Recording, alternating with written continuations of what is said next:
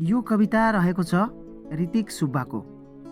उहाँले लेख्नु भएको छ उनको स्वेटरको दृष्टान्तपछि उहाँले कविताको शीर्षक दिनुभएको छ कि उनको स्वेटरले हिउँको चिसोलाई साँच्चै ढाके त।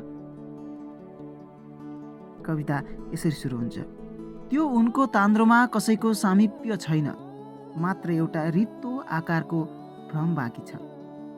हिउँका सियोहरूले आकाश सिउँदै गर्दा न्यानोपन त केवल एउटा बिर्सिएको अनुहारको भित्ता भयो।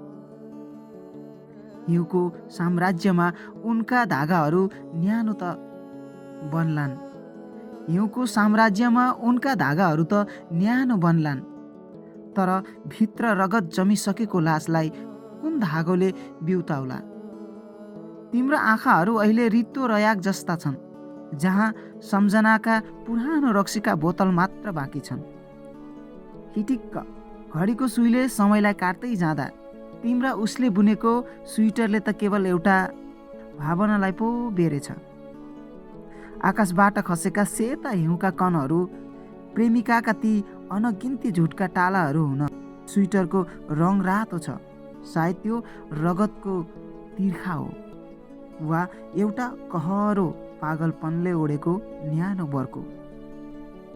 चिसो त बाहिर मात्र छ भन्छ यो अन्ध संसार, तर भित्र शून्यको निरपेक्ष तापक्रमले आत्मा डराइरहेको छ।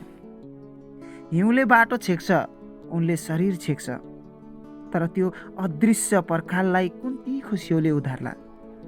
एउटा जडा दार्शनिकले सडकको पेटीमा फलाक्छ। स्वेटर त केवल एउटा उनको पिञ्जरा त हो, जहाँ न्यानोपनको लोभमा चिसो मुटु झन् खुम्सिँदै जान्छ र मान्छे आफ्नो एक्लोपनको न्यानोमै निसासिएर मर्छ। यदि यो उनको स्वेटरले हिउँको चिसोलाई ढाक्न सक्छ भने के समयले उसको अभावमा जमिसकेको तिम्रो अस्तित्वको दुर्गन्धलाई पनि लुकाउन सक्ला र? भित्तामा झुन्डिएको छ एउटा कुरूप बुनोटको शून्यता, जहाँ प्रेमको तातोपन होइन, बिछोडले सडेको गन्ध आउँछ। तिम्रा उनी अहिले हाँस्छिन् अर्काको न्यानोमा, यहाँ तुसारो मात्र बाँकी छ। निलो ओठबाट निस्केको हरेक सास, निलो ओठबाट निस्केको हरेक सास एउटा जिउँदो चिहान बन्छ।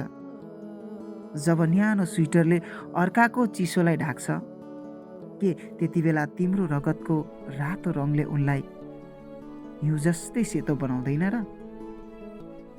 कुहिराले छोपेको बाटोमा तिमी आज पनि उही उमेरको कैदी छौ, जहाँ प्रेम एउटा यस्तो रोग भयो जसको औखती केवल बिर्सनु मात्र छ, तर उनका हरेक गाँठाहरूमा उनकै औँलाको बासना अझै बाँकी छ। स्वेटरले शरीर त ढाक्यो होला, तर त्यो विरक्तपन भने नाङ्गी छ।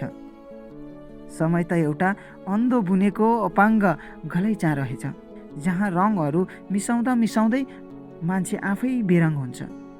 सबैले भने स्वेटरले चिसो छेक्यो, सबैले भने स्वेटरले चिसो छेक्यो, तर कसैले देखेनन् त्यो उनका आँखाहरूभित्र त एउटा सिङ्गो मान्छे मरिसकेको थियो। त्यो उनका आँखाहरूभित्र त एउटा सिङ्गो मान्छे मरिसकेको थियो। हो, एउटा सिङ्गो मान्छे मरिसकेको थियो। मिठो कविता पठाउनु भएको छ ऋतिक सुब्बा। उहाँले आफ्नो ठेगाना लेख्नु भएको छैन र अब पठाउने कविताहरूमा चाहिँ पक्कै पनि आफ्नो नाम ठेगाना सहित लेखेर पठाउनुहुन्छ भन्ने हामी पूर्ण आशा राख्दछौँ। धन्यवाद।